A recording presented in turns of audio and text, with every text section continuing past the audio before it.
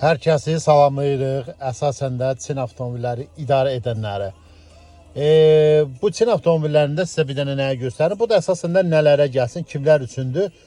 Avtoyucuda işləyənlərə, yəni Moykoda işləyənlərə. Bax, sizə deyirəm, bir dənə səhvlik eləsəniz, ən azından 1000-1200 manat zərərə düşəcəksiniz. O da nədir? Bax, bir dənə monitoru, içərini sildiniz, salonu sildiniz, nə məski var, nə məski ilə silirsiniz, gəlib sonra da monitoru silirsiniz, sonra da cihazlar lövhəsini, priboru silirsiniz, düzdürmü?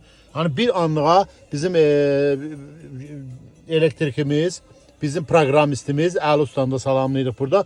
Əli Usta günləri 103 FM-də Xəzərin sahili verişində onu dönə-dönə vurğuladı ki, qəti qadağandır ki, bunun üzərinə hər hansı bir nəm əski vurmaq. Yəni əsasında dedim Moykolarda, yuyucularda şüşələri sildiğiniz əski ilə buranı qətiyyən silməyin. Ancaq yalnız yumuşaq bir əski ilə bunun üzərinə silməyə icazə var.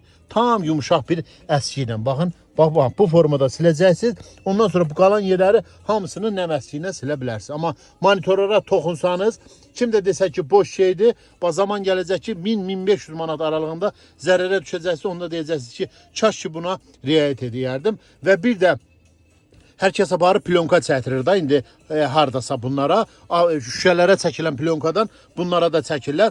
Dönə-dönə Əli Usta bax bunu da vurğuladı ki, qəti qadağandır bunlara şüşələrə vurulan plyonkadan çəkməyə. Niyə? Çünki o nə ilə yəni yapışır bura. Arxasını görürsünüz, su vururlar şüşələri yapışdıranda. Su vurub ondan sonra bu plyonkanı çəkirlər. Su vursanız monitor onunla da xarab olacaq. Monitor və onun bloku var başağıda. Həm də o bloku xarab olacaq. Sənə deyim 1500-2000 manata yaxın zərərə düşəcək. Həm blok yanacaq, həm də bu monitor yanacaq. Onu da nə etmək lazımdır? Telefonlarımıza üz çəkilirik. Görmüsünüz də telefonun ekranına üzlük vurulur. Həmin materialdan birbaşa yapışma ilə bu qədərini kim tapsa aparıb o vəziyyətdə onu bura vurdurmaq olar. Yəni susuz yapışma ilə. Yəni bunu dedim, sizin də nəzərinizə çatdırdım. Diqqətinizə görə çox sağ olun. Diqqətli olun ki, o qədər 5 manat 10 manat verib avtomobili yuyursunuz. Amma ki, yeri gələndə baxacaqsınız ki, yandı, nə etmək lazımdır? Sürücü də nə deyəcək? Deyəcək ki, mən bura gətirəndə sağlam idi, indi düzət ver.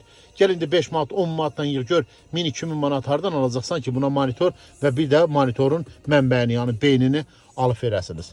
Belə, diqqətinizə görə çox sağ olun.